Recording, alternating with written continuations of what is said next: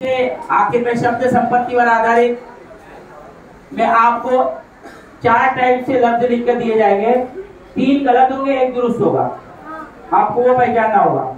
तो मैं क्योंकि चाइल्ड साइकोलॉजी से हम लोगों का बहुत वास्ता पड़ता है टीचर्स का, मैंने कई मर्तबा आजमाया है कि उनको 4 जुमले लिख कर दे तो कंफ्यूज हो जाते, 4 लफ्ज लिख कर दो तो कंफ्यूज होते, लेकिन उनको सही लफ्ज लिखने के लिए बोलो तो लिखते।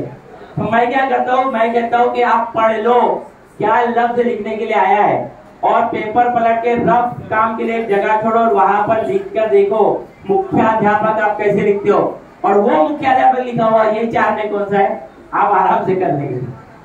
क्योंकि आज तक आपने लिखा है ना बेटा कई मर्तबा मुख्याध्यापक, लेकिन 4 देख के आप क्या हो जाते, कंफ्यूज हो जाते, तो वो कंफ्यूजन नहीं रहेगा। उशीरा, आयुष्य, वैराण, वैराण में व के राण में ये र जो है जो न बड़ा है, शिक्षण में न बड़ा है, याद रखेंगे। स्वनाथ में स्व स के साथ में व को मिलाना है। ये सारी चीजें आप प्रैक्टिस करेंगे और ये चंद अल्फाज है जो मैंने लिखे हैं यहाँ पर पीडीएफ में, ये भी मौजूद है, याद रखेंगे इसको। नेक्स्ट सबसे आखिरी सवाल, और ये सवाल हर साल इम्तिहान में आता है, ठीक है। सराव में याद रखेंगे पूर्ण विराम, अर्ध विराम, प्रश्न चिन्ह, उद्गार चिन्ह, अपूर्ण विराम, एकेरी अवतरण चिन्ह, द्विहेरी अवतरण चिन्ह, संयोग चिन्ह और अपसारण चिन्ह।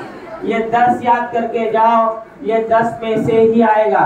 अच्छा सवाल कैसे आएगा, सवाल होगा ये दिया होगा, ये निशान लगाना होगा या फिर निशान दिया होगा, इतना आसान है, एकदम आसान है, गलती मत करना। बहुत देखो बच्चों को याद हो गया एकेरी अवतरण चिन्ह, गए इम्तिहान में लिखते आ ही नहीं रहा है, एकेरी लिखते नहीं आ रहा है, प्रैक्टिस नहीं किया ना लिखने का।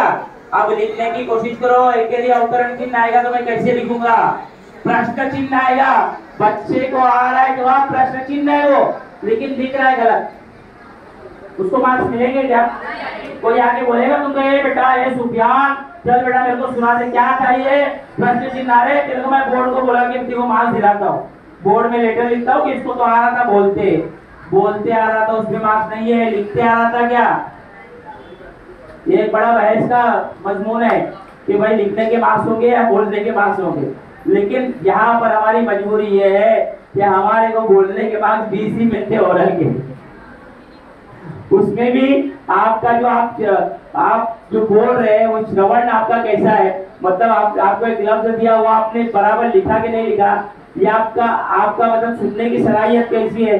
वहाँ पे कोई आला नहीं तो आपको लिख के देना पड़ता है कि ये इस तरह से लिखा है, तो आप बोलेंगे ना तो सर वो ओरल में लिखने का कहाँ से आ गया, तो लिखने का क्यों आया ये मैं आपको बता रहा हूँ।